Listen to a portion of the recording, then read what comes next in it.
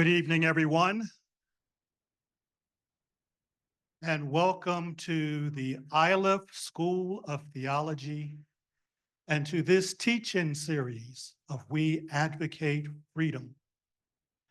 I am Lee Butler. I'm the president of Iliff, and I am delighted to be here with you and delighted that you are here with us tonight.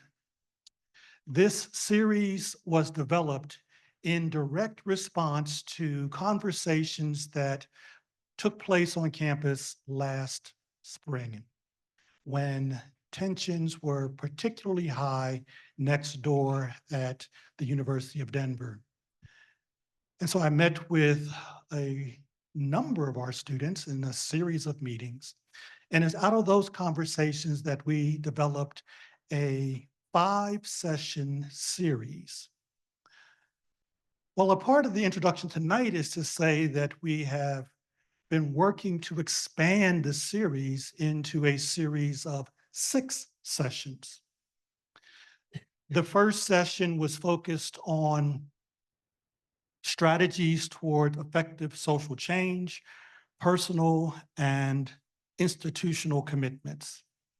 Tonight is our second in the series, and I think it's important to say that we've had to make a pivot for this session. When we met in June, I ran through the list of sessions and we described a conversation that would take place tonight that is slightly different from what we described originally. So tonight we're looking at issues related to why does this feel so complicated? Protest, ceasefire, and 2 states.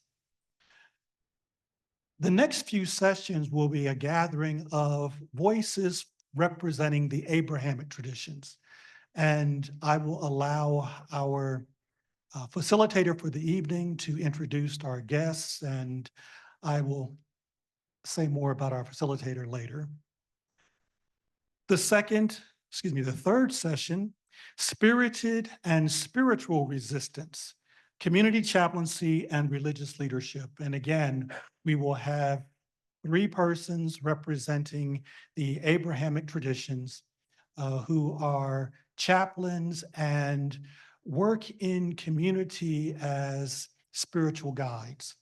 And we want to explore the actual importance of community chaplaincy, institutional chaplaincy, and being a religious leader within the community during that session.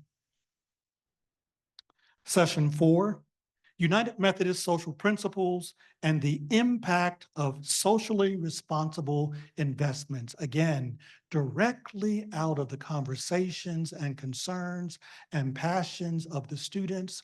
And I said in June that the Board of Trustees responded to your concerns, to your questions, and that session will be made up of 2 of our trustees, one being the treasurer, and the third person will come from the greater church, United Methodist Church, from the West Path, which monitors the investments of the church. So you will receive a comprehensive overview of how and why Iliff invests the way it does. And I think it's also important to say that your questions resulted in us looking at our investments more carefully, and we learned some things that we're actually not doing based upon your questions and this conversation that's been developed. I named that the 5th session would be a book conversation. It is Angela Davis's book, Freedom is a Constant Struggle, Ferguson-Palestine, and the Foundations of a Movement. Angela Davis, Dr. Angela Davis. I want you to know, I tried to get her here. Our budget wouldn't handle it. And so for session 5, we have Dr. Rami Nashashibi, who is a community organizer from Chicago. He actually was awarded one of the presidential awards under President Obama. He's a former colleague of mine at Chicago Seminary, born in Palestine and moved to the US as a child. The sixth session, we decided it's really important that we have a sixth session that again discusses the book, but we're bringing in a Jewish scholar / rabbi to have conversation. So Rami and I will have conversation about the book, and then we're still trying to finalize that sixth session and the person who will be in conversation with me, again, about the book from two different perspectives. So again, tonight we are talking about why does this feel so complicated? The facilitator for this evening is the Reverend Dr. Amanda Henderson. Doctor. When I came here, she wasn't a doctor. So I like emphasizing that she is Dr. Henderson. She is the director of the Institute for Religion, Politics, and Culture. And so we're delighted that she has taken the lead on organizing this discussion for tonight. And we welcome her front and center to introduce our speakers. Thank you. Thank you so much, President Butler. Thanks everyone for being here and for your enthusiasm and openness to engage in conversations that are difficult. This is a difficult conversation. This has been a difficult year. And I think that we are all feeling it, and some are feeling it in very personal and deep ways. So in putting this session together, as President Butler named, it was challenging. It was complicated because it is difficult to figure out how to enter a conversation about the long history of Israel and Palestine and the past year of horror and trauma that so many have experienced, because it is raw and real and complicated. It feels complicated. So as we come into this conversation, I'm excited to introduce our panelists to you. I think it's important to name our goals and the way that we are engaging in this work. And I don't normally read my things, but I'm reading this because I am wanting to be very intentional. Our goal is to support students and the greater community in developing the skills and wisdom to engage in dialogue, discern with wisdom, and gain awareness of multiple narratives and experiences. We are not here to debate the merits of divergent political or religious positions or historical moments. We're deeply aware of the personal and political tragedies we live within, and we come to learn, listen, grow, and be changed by one another through a shared commitment to advocate freedom. And while passion runs deep, and we know it does, compassion flows freely. We hold ourselves and one another to an ethic that centers the person before us, beyond any ideology or dogma. So that's why we're here. We're here to engage in these conversations and to talk with folks who have been navigating these hard, difficult conversations for a long time, to say, what are the different factors that make this feel complicated? So our conversation guests for this evening, I pitched to them that this was a round table. So I told them I apologize for the false promise that it looks like a panel, but it's really a conversation. Our conversationists tonight are Dr. Kareem Matar, who is an associate professor of English at the University of Colorado Boulder, a descendant of survivors of the Palestinian Nakba of 1948. He works at the intersection of Palestine studies, the humanities, and higher education. He is currently at work on 2 book projects titled The Ethics of Affiliation and Reflections on Palestine, Exile, Privilege, Responsibility. You can find out their longer biographies if you go to our website. You can come on up, Kareem. Our second panel, come on down. Our second panelist is Scott Wasserman, who is a longtime friend, a political strategist with over 10 years of experience in policy, crafting, and public affairs, managing complex campaigns focused on strategic positioning and real-world outcomes for the people he represents. He's a strategic thinker who seeks an understanding of the climate, context, and sensitivities inside and outside organizations. And I think he brings that same way to this conversation. As we have recently coined, he's a Jew with a view. This is my new tagline for him, who has recently visited Israel and has some on the ground insights from his experience there. So come on up. Thanks, Scott. Dr. Mark George, you are probably familiar with. Dr. George is our Iliff Professor of Bible and Ancient Systems of Thought.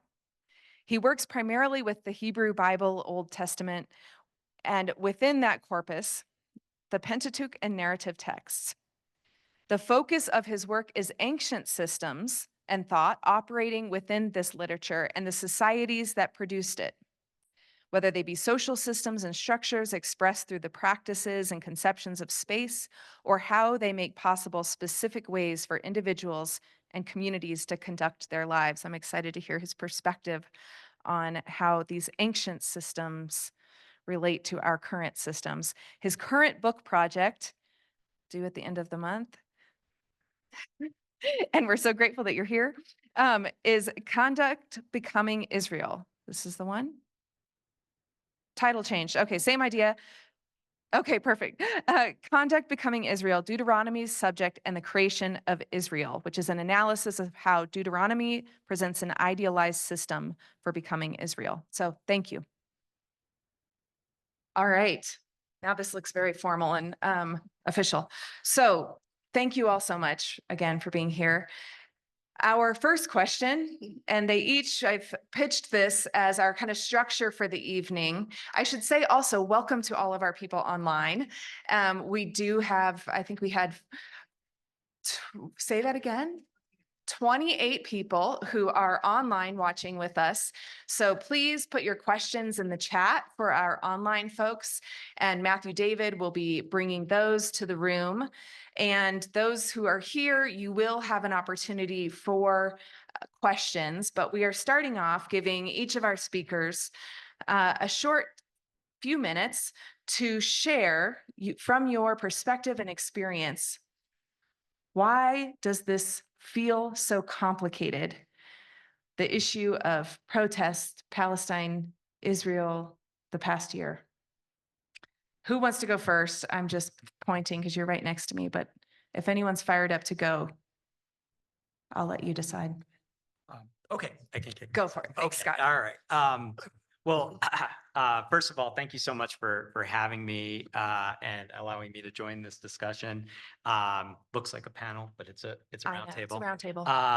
So I guess let me just say that first of all, I was so excited to hear that you were doing this because I think, and as I've talked to so many, these conversations have been so absent over the course of the last year, and I and others have really felt that absence. I guess I'll just talk a little bit about my day. I woke up this morning and went to a meeting of J Street. For those of you who are maybe familiar with them, they are maybe the best way to put them is they're sort of the pro-Israel alternative to AIPAC.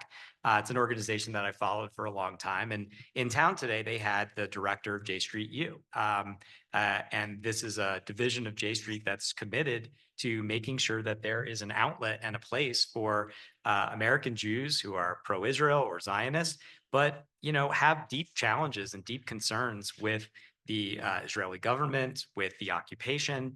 And it was so, for me to be in that conversation in that room, that these were folks who were really wrestling with their identity, wrestling with their commitment to the people of Israel. And I'll talk a little bit about that either right now or throughout the conversation. But for whom it was not enough to simply say, well, I no longer support Israel, or, I only want to see a binary conversation. These were folks who were looking for nuance, who were looking for a place for identity, and who in many cases felt trapped in a conversation that was deeply compartmentalized. And so that was one experience I had this morning. And then another experience I had was sitting in on a briefing on the settlements in the West Bank.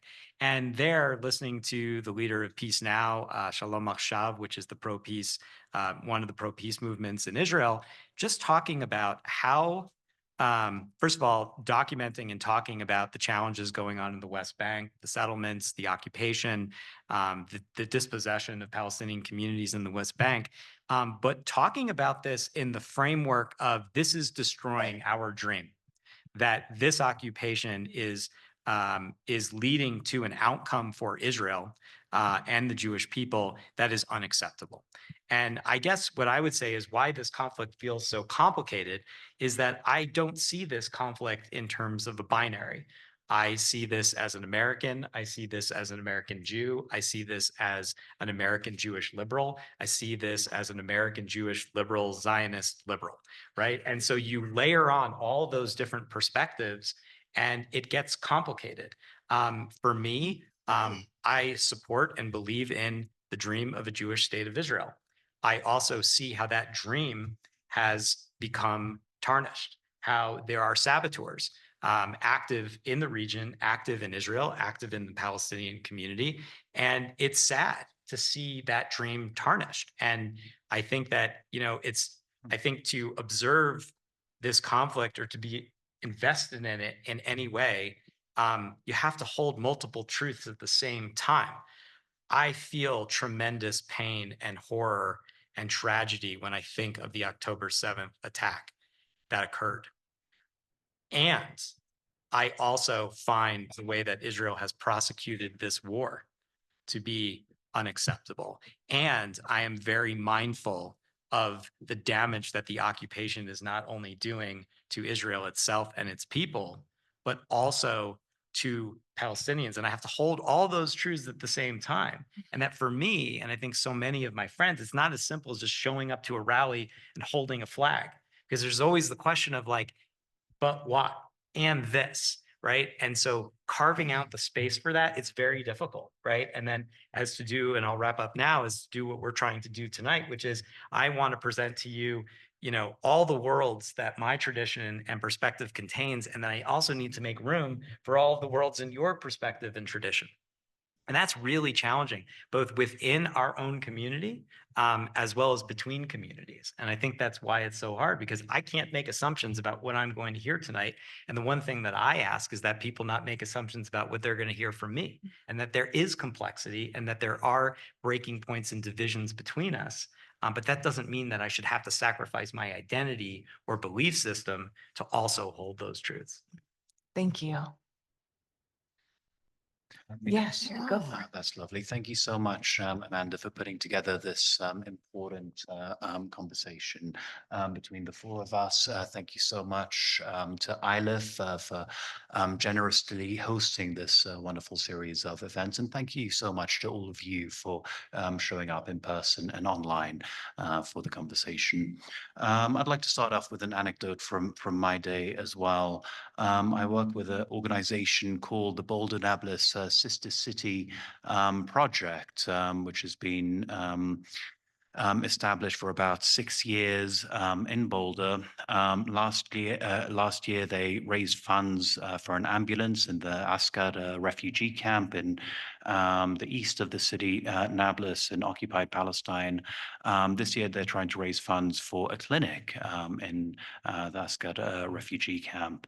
As part of their fundraising activities, they brought in a member of the Asgard City Council, Hatem El-Hafi, from the West Bank, to come and give talks, to educate people about the reality on the ground in Palestine, and so on and so forth. We had an incredibly successful series of events these last couple of weeks, while Hatem was constantly checking his phone to make sure that his 4 young children are still alive.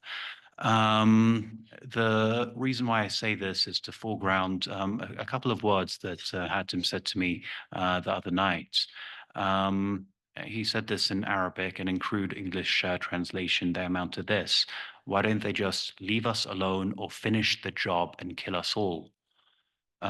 These words are haunting, and I've been obviously thinking about them. They've affected me deeply these last couple of days. The suicidal despair that he is experiencing at the moment is absolutely heartbreaking and horrifying, and needs to be taken with the utmost human seriousness.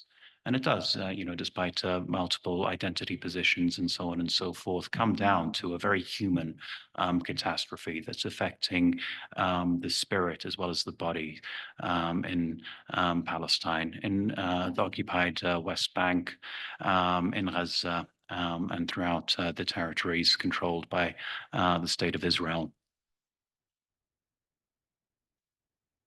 I recount these words for another reason as well, to shed light on the reality of the situation in the West Bank, in addition to Gaza. Of course, it is what the International Court of Justice considers to be a 57-year illegal military occupation of the West Bank, and the conditions there have been absolutely atrocious for this entire period. When we frame the horror and trauma in terms of what we've witnessed in this last year, to which the students are so passionately and honorably and nobly responding out of human empathy, we miss the bigger picture of basically a perpetual system of what the United Nations, Amnesty International, Human Rights Watch, and the Israeli human rights organization B'Tselem call a state of apartheid in the entirety of the territory controlled by the State of Israel, from the river to the sea. This apartheid is a very real and very human condition of being blocked off from your communities in a territory, of settlement expansion, as we talked about, on settler terrorism, as the Israeli police call it, of closed roads, of checkpoints, and of regular, daily, brutal military incursions that kill human beings and destroy families, which have been ongoing for these last 30-odd years, since the Oslo Accords, and even longer if we trace it back to the origins of the occupation of the West Bank in 1967. These conditions of life are absolutely unacceptable and intolerable, just from a basic human condition. The reason why it might feel so complicated now is that they're coming to the surface of American public consciousness in a culture that has been mediated by propagandistic narratives for the last 57 years about Israel, about Palestine, about the Palestinian people, about the history of the conflict, and about the nature of the settler colonial project in Palestine, initiated by European Zionists, and as captured in Theodor Herzl's manifesto, The Jewish State, first published in 1896. An interesting line from the Jewish state, which is the founding document of Zionism as a political ideology, is we shall there, in reference to Palestine, establish a rampart of Europe against Asia, an outpost of civilization as opposed to barbarism. This is a colonial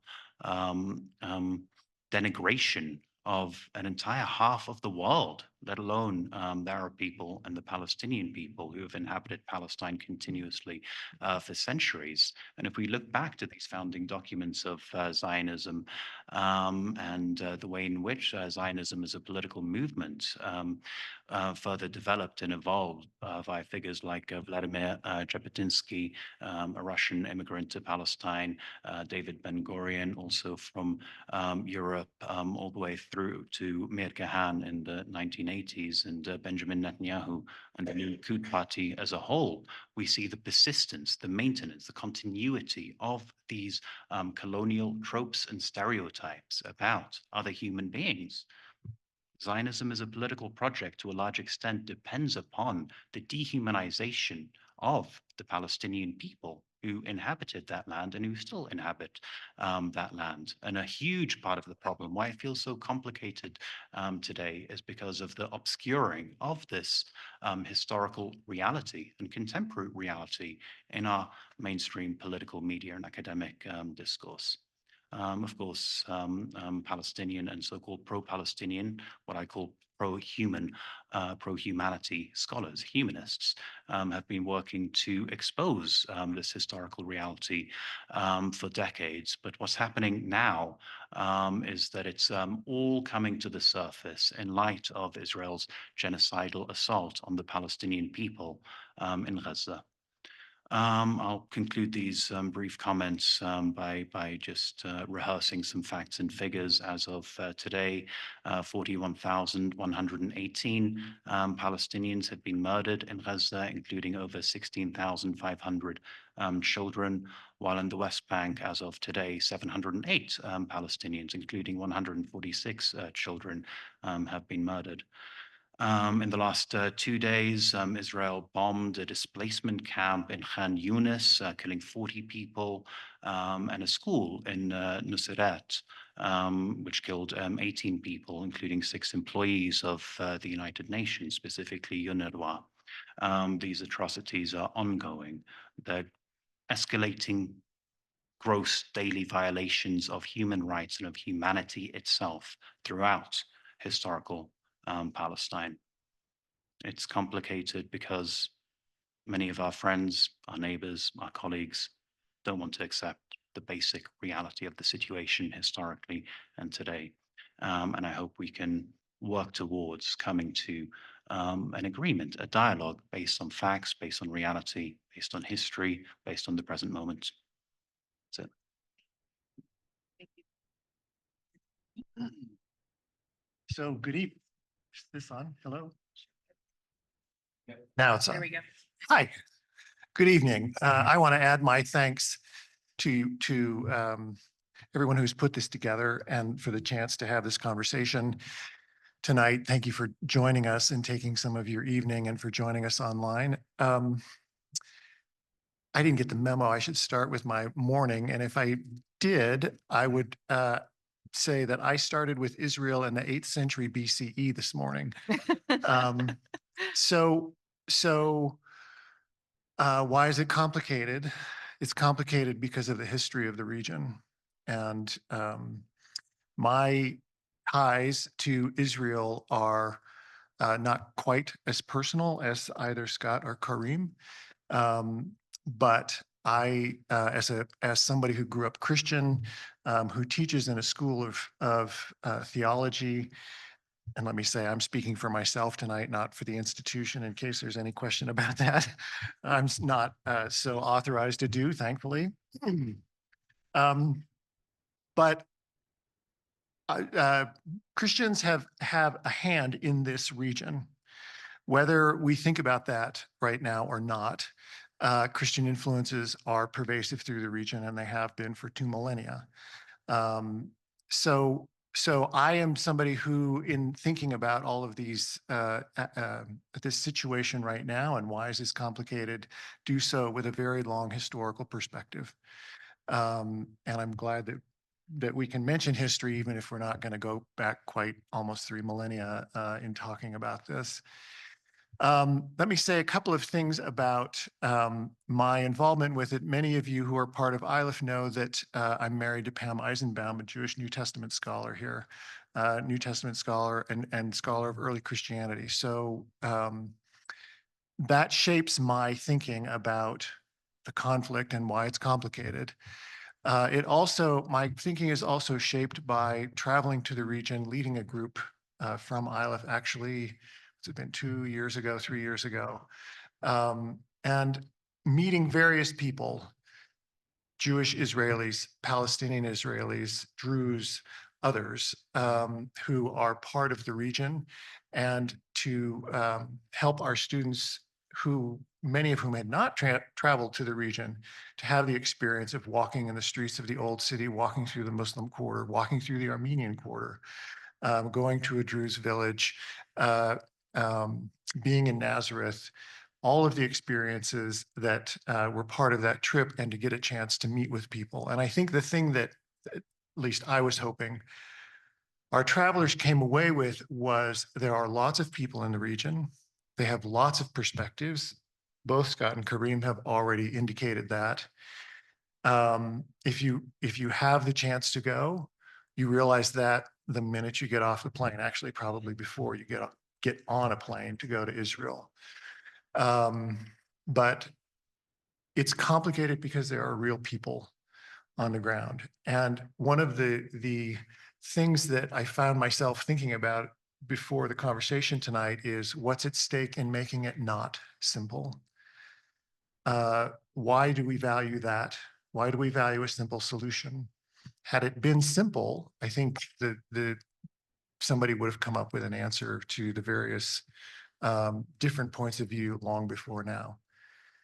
But it's not, because there are real people, and even the people within particular groups can't get along. And the example I want to give of that is when the group went to the Church of the Holy Sepulchre in the Old City.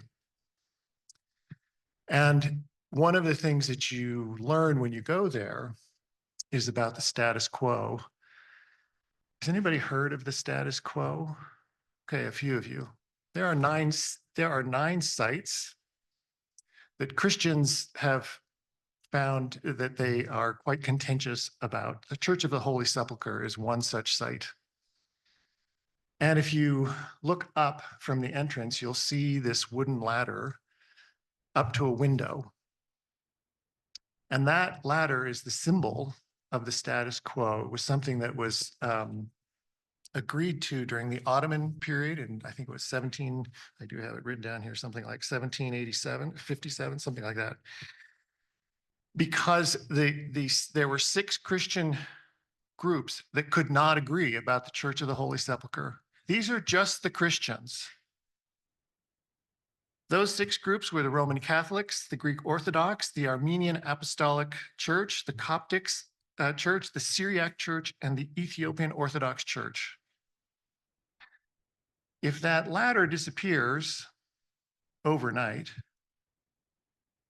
conflict will break out again, just at the Church of the Holy Sepulchre, among Christians. So I use that. I was really struck by that in my travels there, as the ladder that's there has not been there since 1757. They do have to replace it because it's wooden. It does wear out. But it's a highly choreographed secret changing when it has to be changed, because just the Christians can't get along about a particular site. So that you take that level of complexity, you take the kind of complexity that's already been named. And that's why I think this is such a difficult topic, even before we get to the outbreak of war.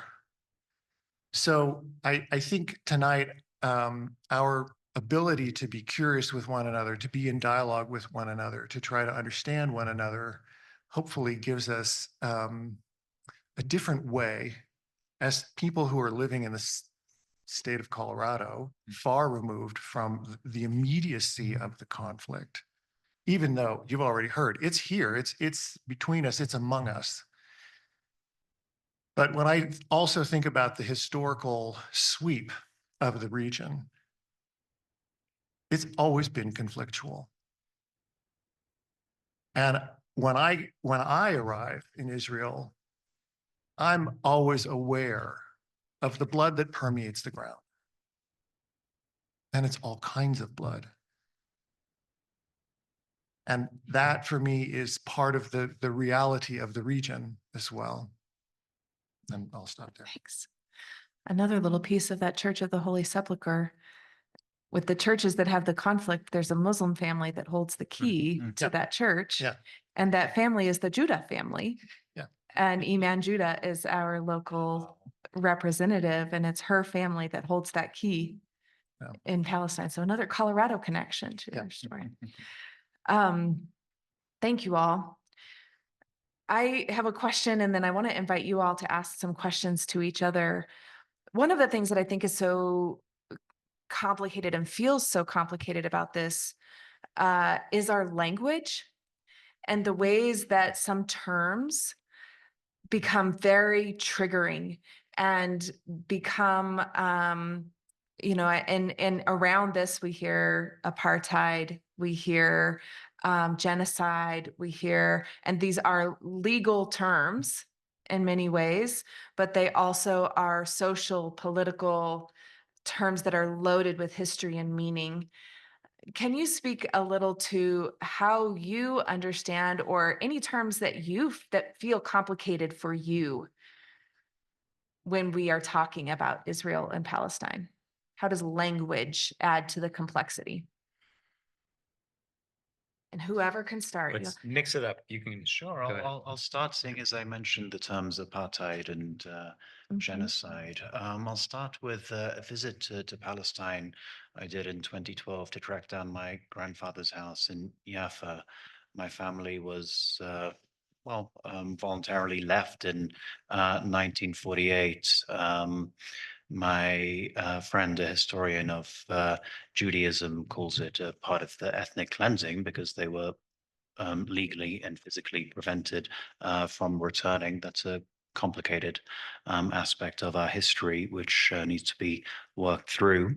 I suppose intergenerational family trauma is a lens for working through these complicated histories. And one of the books that Amanda mentioned I'm working on seeks to do that. In any case, I found my grandfather's house in Jaffa. It was destroyed. It went into the proprietorship of the newly founded state of Israel, and because it was in the Ajami part of Jaffa, which was still inhabited by the 2,000 remaining Palestinians. There, about half the population of Jaffa left or were forcibly expelled. Israel decided to destroy the house. So my heritage is literally a pile of rocks. When I visited in 2012, I also visited Yad Vashem in the holy city of Jerusalem. At the time, I witnessed and walked through those halls with awe, with heaviness in my heart, with a sense of the immense human tragedy that befell the Jewish people in Europe on the not just in Germany, but the entire continent of Europe and the 2,000 years of anti-Semitism were responsible for that atrocity, that tragedy, that genocide.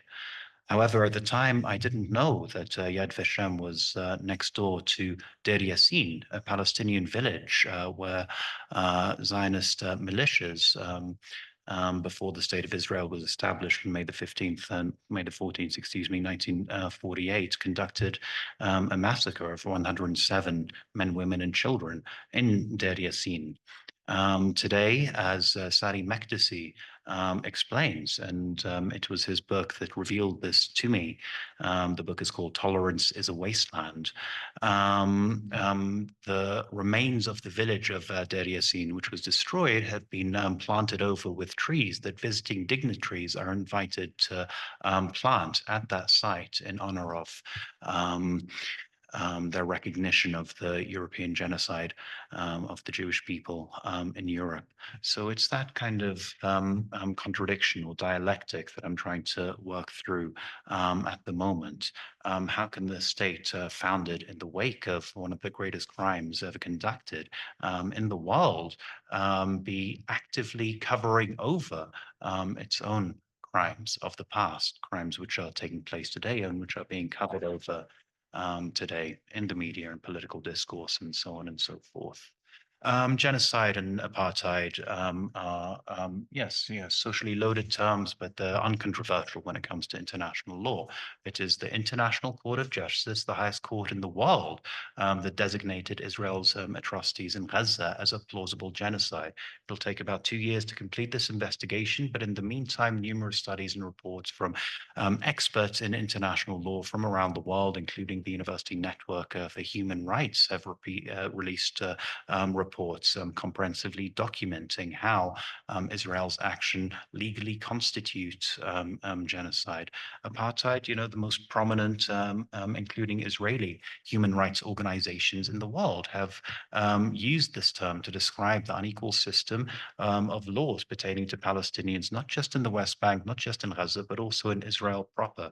The Palestinian human rights organization, Adalah, has a comprehensive list of 67 discriminatory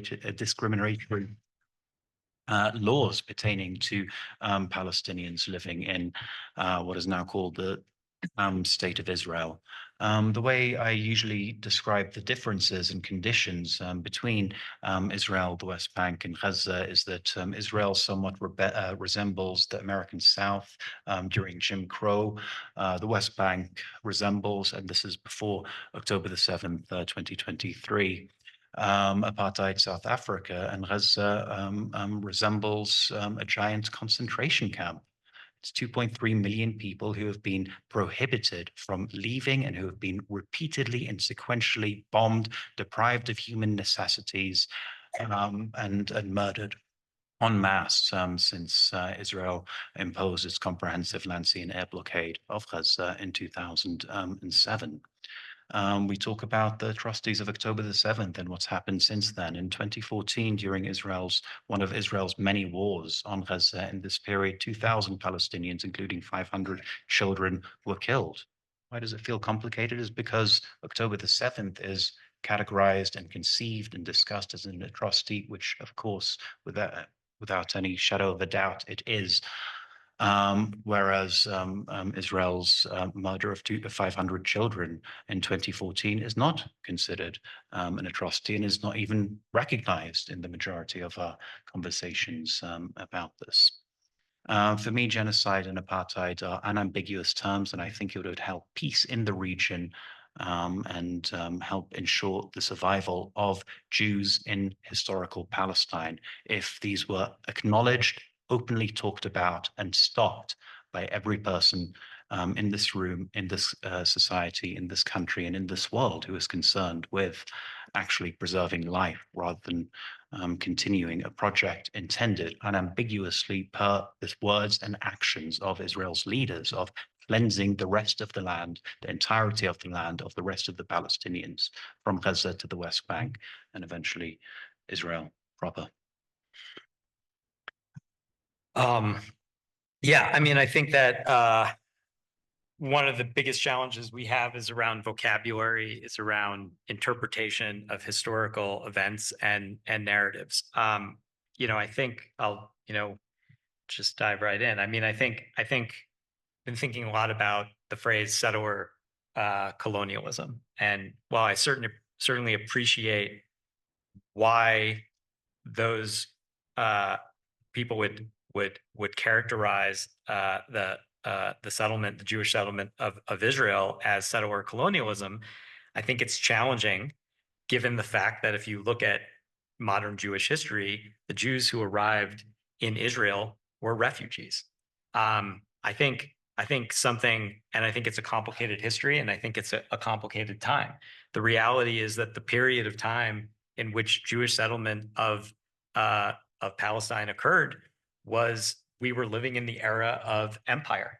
Now, we can desire as much as we want to go back in time and go back into history and ascribe today's perspectives and today's frames and terms on that time period. But I do think it does an injustice to the people of that time period and the choices that were available to them.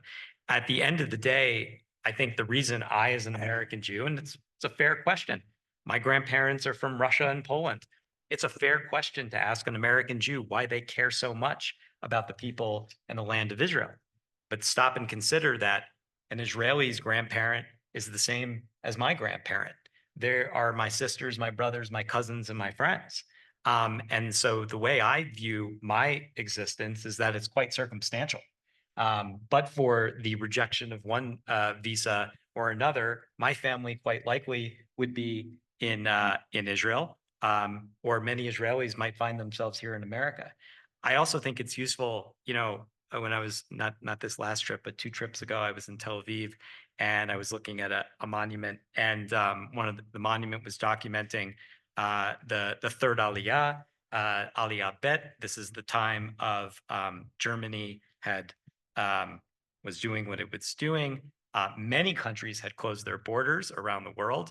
Literally, the only place for a Jew, and actually even after World War II, the only place America's doors were closed, the only place for a Jew to go was to somehow get to Palestine. And to get there, they had to encounter British blockades. Many of them were sent to Cyprus.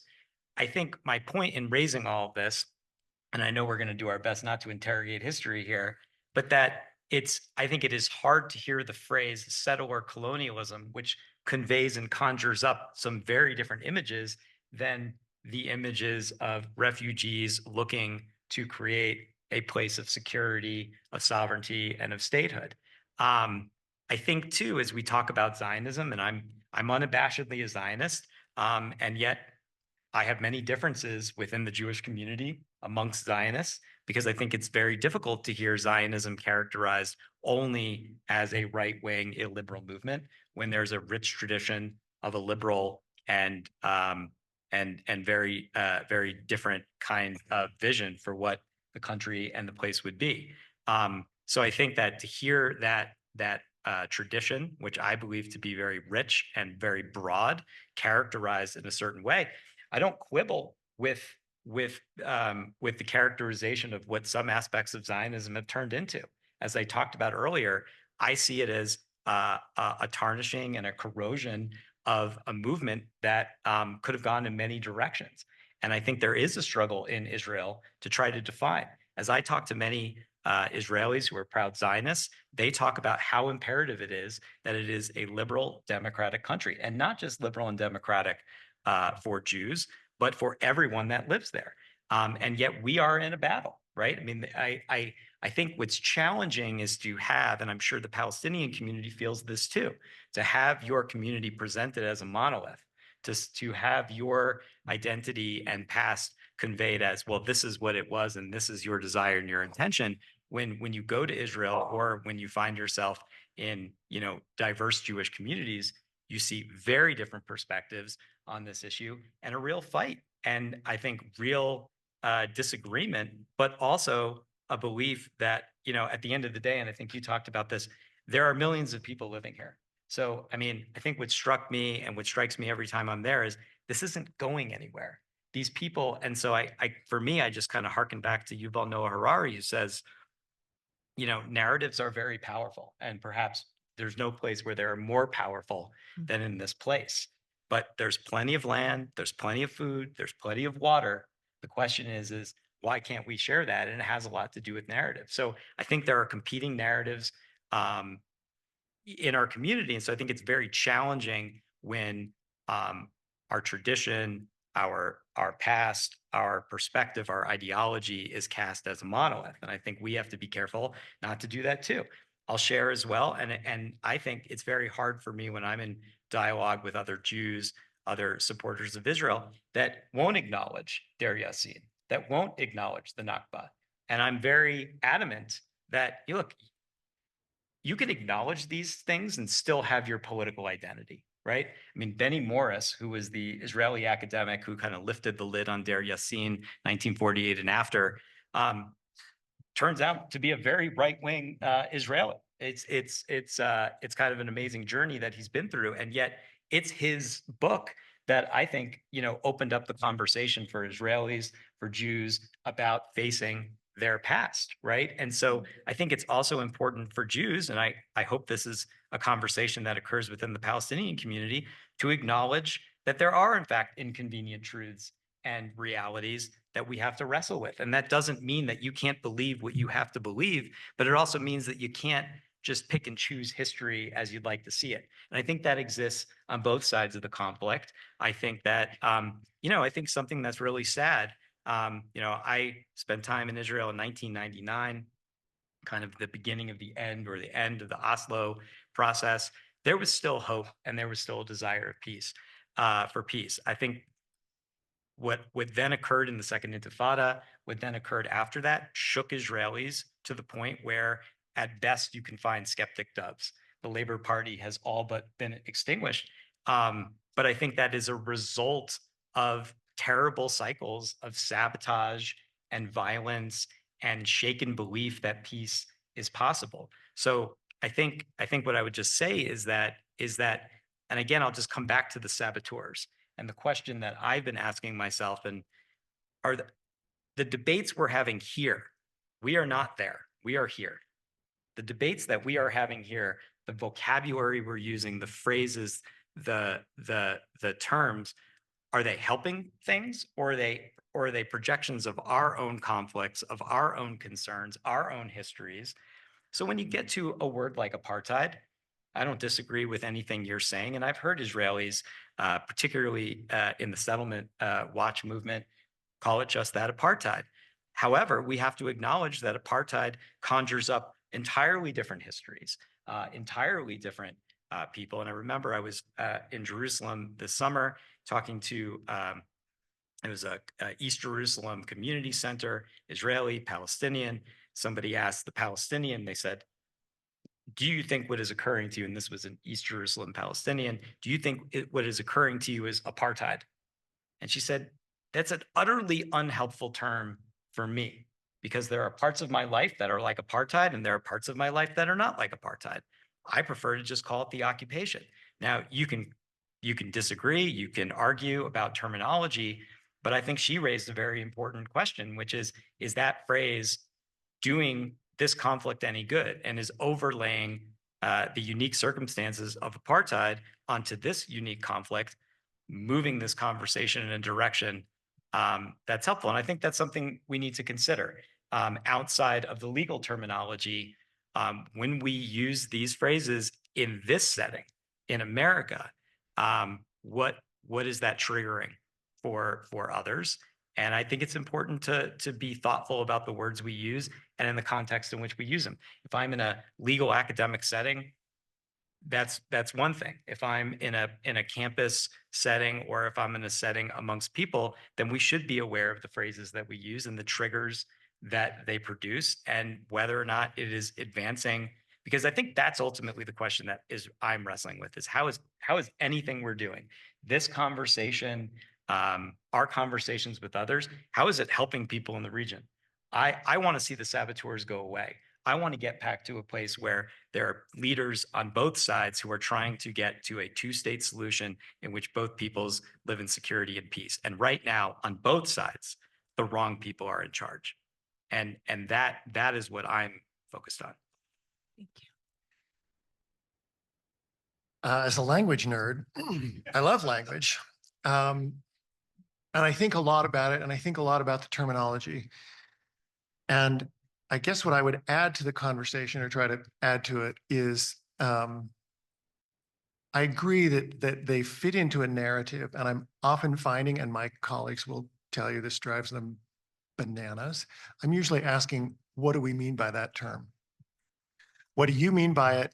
How does it help in a conversation? How does it help clarify or advance our understanding? If we're in a conversation, and if we're having a dialogue, if this is a debate, maybe like the one the other night, where somebody has to win, that's a different kind of context. I'm also, as an American Christian, keenly aware I am really far removed from the day-to-day bombing, attacks, strife that's going on in Israel-Palestine. So the language that may help me think about that situation from my context may be useless on the ground. It may do a lot of work on the ground. I'm curious to know, when we come up with the terminology, Kareem, you commented about the UN and the legal context for apartheid, for occupation, for genocide, all of which I can process and resonate through. It helps me gain perspective as somebody who's outside of that context to think about what's really happening here and how do I understand that. I'm also willing to ask, and this is often unpopular, and then what is the response you want from me in using that terminology? And if I adopt that term, what narrative am I taking? And for me, as somebody working with texts, is the narrator foregrounding themselves in the conversation with their agenda, or are they not? If I take on that narrative, if the narrative's compelling, whose narrative, and is the narrator foregrounding themselves or not, and what their agenda is? Because I don't mean that in a necessarily negative way. We can only tell our own stories, and we use our language. So can we take some time, take a step back and ask, why do we need to use certain terms?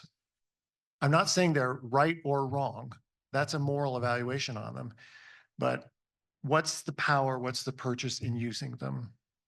If I use Israel because I'm an ancient historian and I think about that region, and that's actually a misnomer. It's the wrong term, because there was Israel and there's a people and there was a northern kingdom and the southern kingdom of Judah, which ended up adopting the language Israel, which the Romans really didn't like after the Maccabean revolt. And so they labeled it Palestina, which is its own imperial language. So why are we using these terms, and where are we from?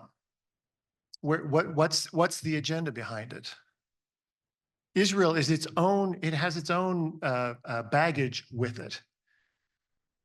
From the Persian period, yes, I know this is a history lesson. We weren't going to talk about history, but from the Persian period in the 6th century BCE, it was the province beyond the river. So the regions had a lot of different names. I use that as an example of how do we begin to use the terminology, especially when we're in conversation with people, it triggers them. From the river to the sea is a loaded phrase. For lots of people, it means a lot of things to different people. If we're entering into dialogue, can we stay curious about and why that phrase? And can you help me understand what's at stake for you in that conversation, in using that phrase? Because I might hear it differently. And at least I can start with trying to understand how you are using it. When it's shouted on a street, there's no dialogue there. So I'm thinking about things in that way with the language and terminology. It is very important, and they have justifications for why terminology is being used. The last thing I'll say is, as a historian, in 20 years, in 30 years, in 40 years, what will those generations, those people say about our language and the way that we've used it? All right, I have like 20 more questions. I'm not going to ask them, even though I'd like to, but I know that you all want to have some dialogue back and forth. And then I know that there are some hands popping up in the audience. I see you. I know that there are also some folks on the chat that have questions. We have about 30 minutes left. I just left my water. Someone, would you, or yes. Adrian? Sorry, I just, Get Scott. I got it right here. Okay, thank you. Yes, Sweet. yes, Okay. yes. No. Apologies. So I know that you all have some conversation or question among yourselves. If we can do that for maybe 5 minutes, and then we'll open up to our audience. Does that sound good for everyone? Okay. All right. Any dialogue amongst the three of you from the Yes, statements? Yeah. The history aspect of it is, of course, essential. And the framing of this trajectory from the ancient kingdoms of Israel and Judah through to the Roman designation of Palestina, I mean, suggests a certain dynamic, a certain history, a certain reading of an ancient history, which of course precedes the establishment of the Kingdom of Israel in what Israeli archaeologists think is the 8th century BC, as opposed to earlier biblically oriented scholarship who dated it back to the 10th century. The name Palestine itself descends from the ancient Egyptian. I think the earliest tablets to refer to Peleset, which means in the ancient Egyptian language, our neighbors to the east, are from 1300 BC, as far as I I don't think understand. it's tied to the And, Philistines being in the yeah. region. Yeah, well, Philistines, Aramaeans, Ammonites. Actually, they, okay, I'm Yeah. not going to get my total nerd on, but Yeah. I see a different, Yeah. well, Yeah. there.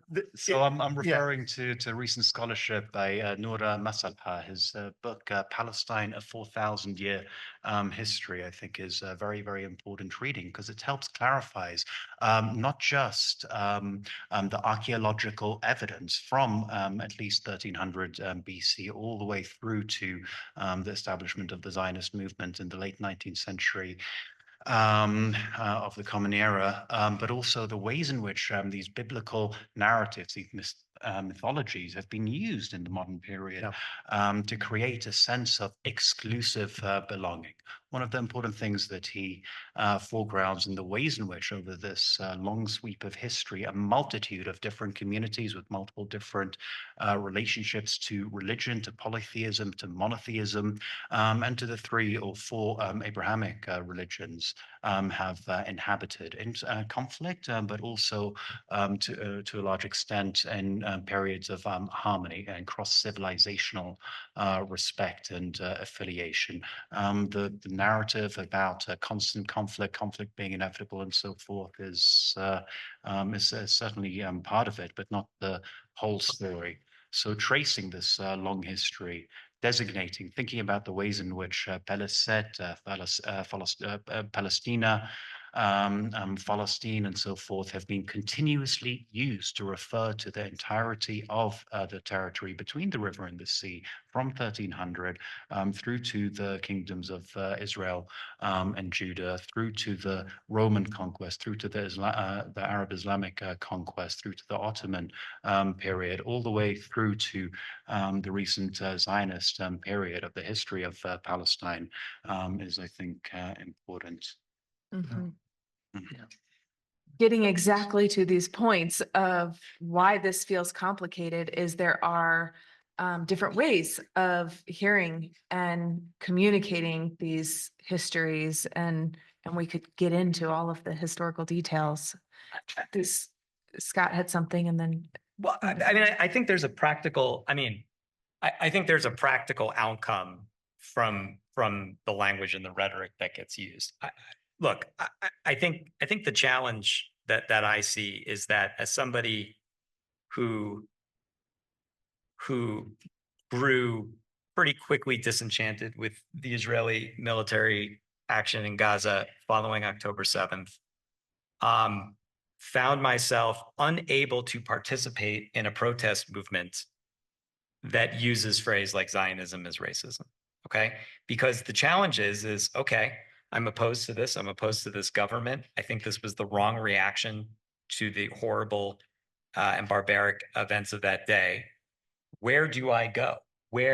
What space is available to me if, regardless of the critiques that are out there, I remain a liberal Zionist? Okay. And so for me, it was profound to be able to go to Israel and actually participate in a protest, right? Because finally, I found myself in a space where my identity and my belief system and my value system was from my perception not under attack, right? So I think there has been a tremendous challenge around rhetoric and vocabulary.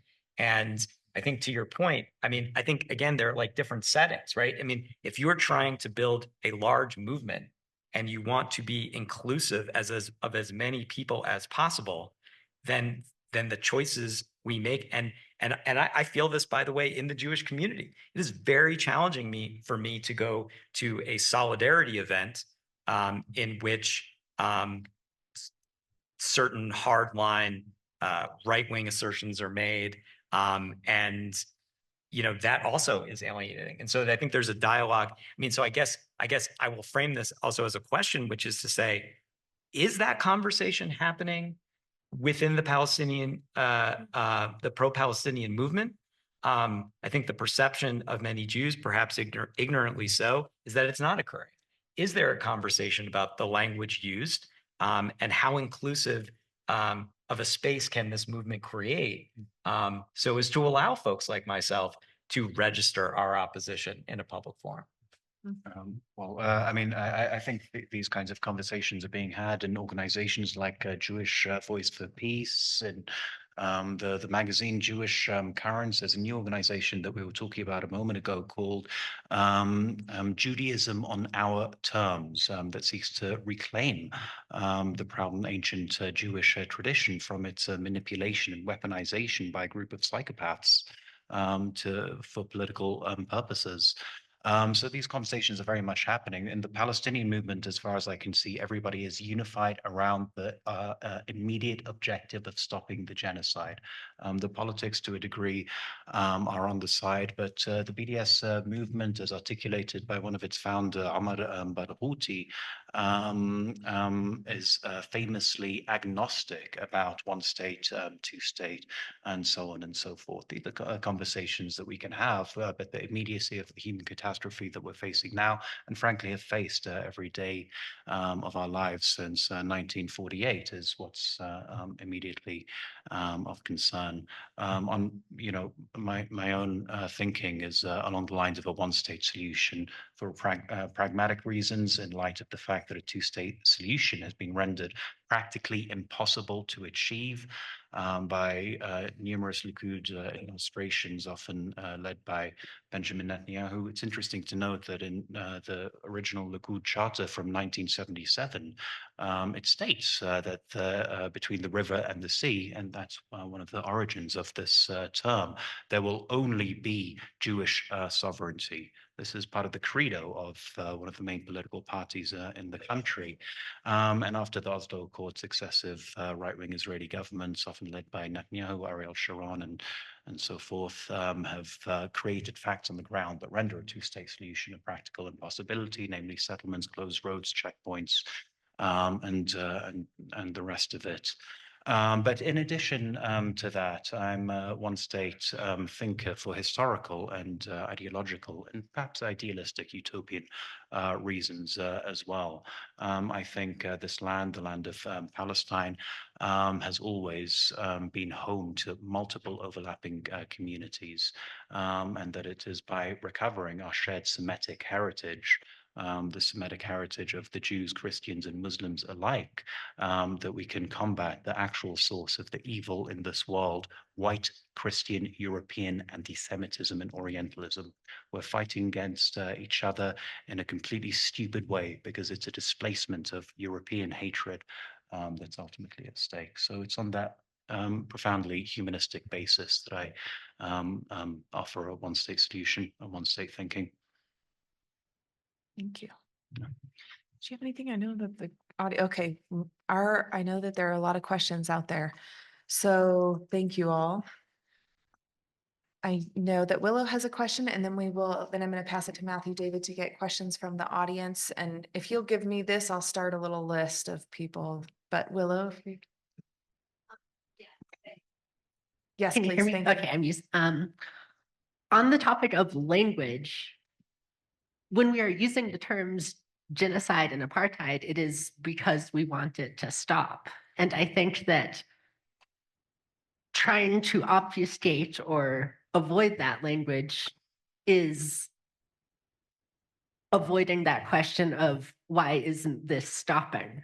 Genocide and apartheid are understood as bad things. You allude to that, like, oh, well, the word apartheid makes you think of bad things. We recognize that that's bad, and we can't use that word now, or else we would be admitting that it is bad. And tens of thousands of people are being slaughtered.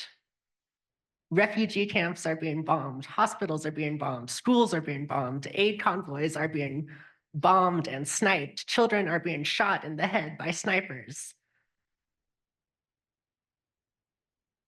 We can call for that to stop, and I don't think that that is complicated. I think it is an injustice to try to hide that violence because it makes us uncomfortable to admit. When we talk about the history of the United States, we also talk about it as being founded by refugees seeking asylum from discrimination. But we can recognize the United States as a settler colonialist enterprise built on genocide and eradication of Native people. Enslavement of Black people. Do we say that it's complicated to recognize that? Is that too complicated for us to say? Thank you. So, I mean, thank you for your comment. I guess I'll go back to with your original question, which is if we want this to stop. So I want this to stop. I know a lot of people who probably disagree with those terms that want this to stop. So I guess I'll take a utilitarian perspective and say, what's going to advance the conversation? For Jews who have a relationship and history and past with genocide, when you throw that phrase out, rightly, wrongly, a wall is going to go up. And so I guess I'm going to just come at it from a practical standpoint and say there are hundreds of thousands of Israelis who want this to stop. They may not want it to stop because of why you want it to stop.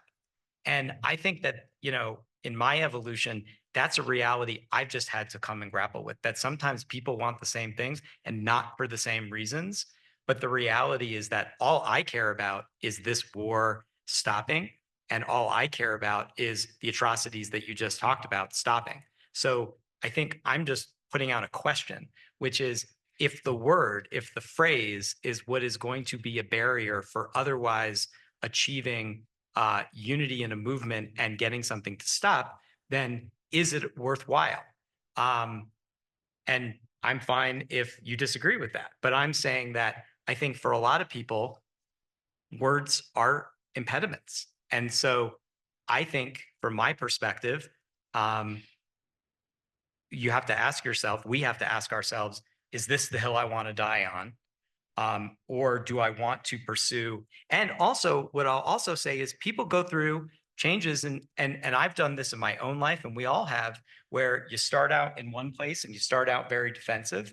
And as you gain trust and as you develop a common vocabulary, you get to a place where your views have changed. But it only happens through a psychological process of trust and shared vocabulary. So I'm not going to challenge your perspective or your views, but I'm simply going to say, if you encounter an Israeli or even somebody who you vehemently disagree with, but they want to see it end too, is it worth dying on the hill over a phrase, a word, a frame?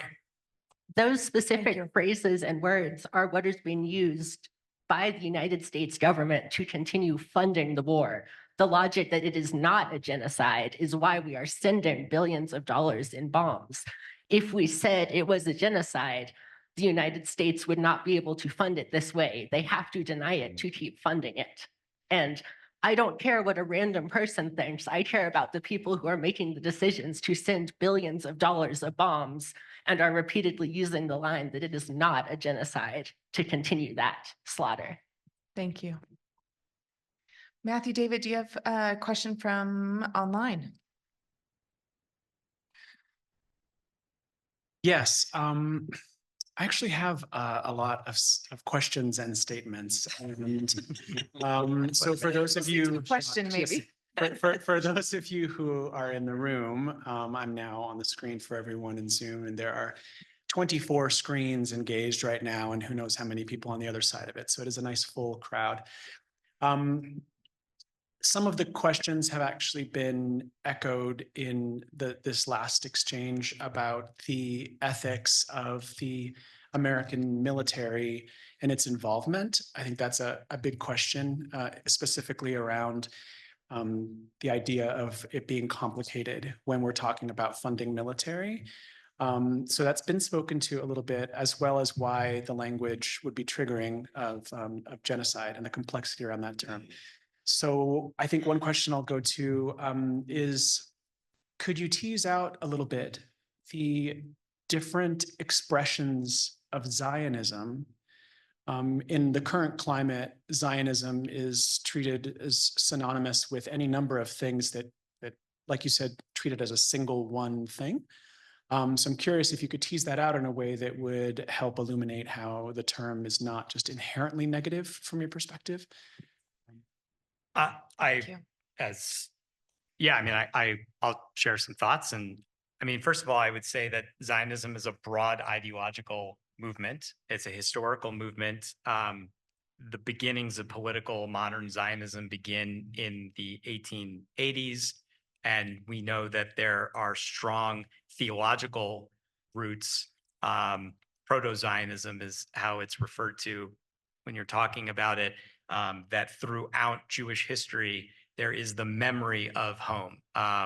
There is the memory of Zion, and there is this notion. And I think that one of the great, this is like a side shoot, and one of the great tragedies of this is that Jewish identity is the identity of exile, is the identity of being removed from home, and the desire to return to it. So that's always been in the DNA of diasporic Judaism. But then you see this political movement, and there are immediately from the founding of Zionism branches. There's political Zionism, there's cultural Zionism, there's labor Zionism, religious Zionism. There were Zionists who were believers in a binational state. For them, it was less important to have a sovereign state than it was to have a secure home for Jews intellectually, culturally, and physically. I think that over the years, these movements, and somewhere in my basement, I've got a very large, lots of paper, looking at all the different, trees and limbs. I mean, today, what I would say is that, most of the Israelis that I encounter, whether they are left or right, define themselves as Zionists. Their perspective is that Zionism is the movement that believes that Jews should live free in their home. That is the most elemental. Then I think it starts to break out. I think you have those who believe very strongly and would say that Zionism is the demand for a liberal, democratic Jewish state. And that democracy is really essential to the character of that state, and that we are failing if we do not live up to that. Then you have very right-wing, very liberal movements. In fact, today I just got an invitation to a conversation from an Orthodox organization, not anti-Zionist, but questioning the religious character of today's religious Zionist movement. You look at the settlers and their actions, and I don't see anything particularly religious or Jewish in the attacks that are occurring in the West Bank, but they see their Zionism in the form of taking over and taking in a way that I find to be unhelpfully literal their connection to the land of Israel. I think there's many nuances and gradations. You also find, I think, a term that I've never heard before, but I'll use, like, just sort of practical Zionists, because at the end of the day, you have people who are not strongly ideologically motivated, whose parents or grandparents did not come over with a political or ideological movement. But from their perspective, I live here. I live here and I want to see this place prosper. And I want to know that my kids are not going to die in a bombing or an attack. And I want to see a prosperous, safe state of Israel. So I think that is probably, without going into an hour-long lecture, the broad sweep of Zionism. And I think, and especially immediately after October 7th, and as things got really crazy, I felt it was so important for folks who had questions to understand the richness and diversity within the movement. And so I think at its root, and it's about this desire to go home. And we can talk for hours and days about that narrative and what that narrative has induced many Jews to do. And then we can talk also about American Jewish identity, and the importance that Israel has for American Jews, which is in and of itself complex. And I think just what's challenging is to see that movement. And by the way, I would argue, I hate to see Palestinian nationalism cheated of its richness, right? It's challenging for me to sit in a room and hear folks cast all Palestinians as members of Hamas, or all Palestinians as wanting a certain outcome. And I think it cheats them of the richness of their tradition and of their identity and their nationalism.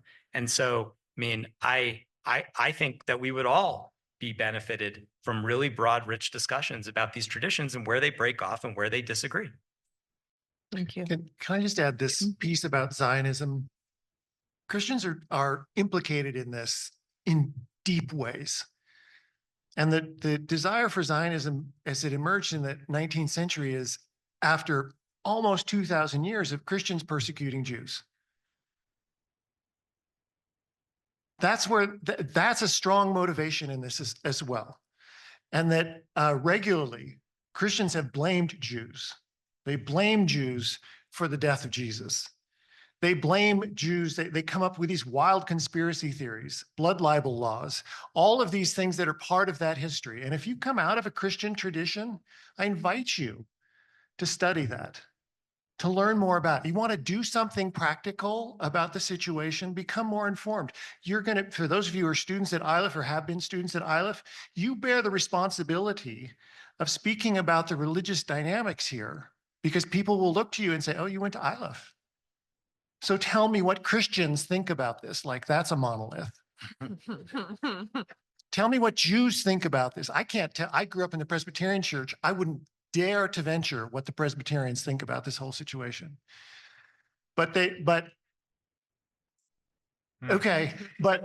not going to speak for all Presbyterians. I can only speak for my experience of Presbyterians. So I get really worried about speaking for all people, but it is important for me that Christians own up to our involvement in this, not just in the military and the government, but how that tradition has helped feed this and bring this about. The white Christian anti-Semitism, it's not just white. I don't need to disparage white people. I don't need to disparage just Europeans either. It's much broader than that. So to think about part of the need for refuge is that Christians kept pushing Jews out. So how do we, those of us who have grown up in that tradition, whether or not you profess Christianity, how do we understand how that informs this issue as well? And one other thing, right? So within Christians, the Christian communities, we have very conservative Christians who are funding the state and funding land takeovers, who want to see Israel take over all of the region because they want to bring Jesus back. And we have conservative Christians who are much closer in line with the conservative far-right members of the Israeli government than they are with any of us here at Iliff. Because we're all going to hell. All right, the question, I know that I want you to be able to answer too. Did you have something on this? Just to follow up, I mean, Go ahead. it's just so absurd to me. I mean, the people today can harbor these kinds of beliefs, which of course depend on the retribution against the Jewish people in Israel to bring about the second coming of Christ. How deeply entrenched do you think these conservative Christian, evangelical Christian values are among the American right today? I mean, how serious is It's this? serious. I grew up with it. Yeah. It's serious. Thank you. I know that we have a follow-up online from Matthew David. Do you think that we hit that question with that discussion? I think that we may have, but I'd like to just offer it up regardless. The question was perhaps directed to you, Dr. George, but it could be something that everyone speaks to from your own theological or religious orientation or your social location generally, is the way in which the religious imagination complicates and troubles our ability to have these conversations. You've alluded to living in different stories and different narratives, and that these stories permeate the land, but that they also permeate us and influence the lens that we use to see all of this. So perhaps it was directed to you, Dr. George, but I think it might be something that all of you could speak to, this notion of the religious imagination and its effect. It does permeate everything. It's a really good question. It's also complicated. It doesn't have a simple answer. As somebody who thinks about systems of thought and how trying to become more aware of them, we've got what, 2 minutes left? I know. So Four. the best I can say is we have to at least ask the question. If you can't ask the question, it can't be thought about. And I invite more thought about what are the pieces of that Christian heritage. And I think in the United States, whether you identify as Christian or not, come up against the legal system, come up against the welfare system, come up against any system in the United States, and you are smack face to face with Christianity in some way. If you can't begin to ask the question, I don't think you can begin to be attentive to how that influences you. Thank you. I grew up in England in the 1980s, 1990s. I'm a modern secular thinker, and I think it's a responsibility of the secular democratic state to provide a space for where all those who practice whatever beliefs they happen to have, personally and communally, to be able to do so. Freedom is a fundamental concern for me, and I'm interested in the ways in which the religious imagination, as the question so beautifully and eloquently put it, the ways in which the religious imagination has been weaponized to achieve political ends is a tragedy for all of these religions, monotheistic, polytheistic, and otherwise. I'll note briefly in passing that it's the Holy Quran that articulates the notion of the people of the book, that respected the prophets of Judaism, that accorded the figure of Christ his dues in terms of promoting religion. It's in short, the Quran conceived of a continuum between the three main monotheistic religions descending from Abraham, and that's how Muslims and Arab Islamic empire conducted its own civil affairs through much of its history. While, as Mark rightly points out, anti-Semitism is very much a Christian invention caused by blood libel and a series of social, economic, and cultural factors. There's no such thing as institutionalized anti-Semitism in the heritage of Islam and Islamic empire. There were occasional outbursts of anti-Semitic violence from the 7th century through to the 18th and 19th centuries, but these were few and far between, and fundamentally were not caused by inherent hatred of another people. They were caused by social, political, economic factors that are independent of the specific identity of a Jewish personal community or of or hatred towards Judaism as a religion. So that's an interesting and important dimension to think about.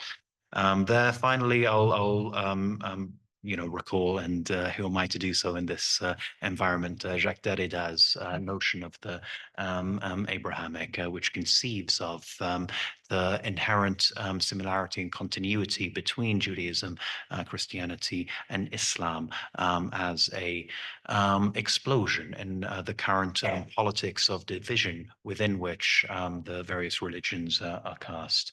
I think it might be worthwhile to go back to Derrida, to go back to Acts of Religion, and to go back to Gilles Anéjar's elaborations of Derrida to think about the three monotheistic religions alongside one another.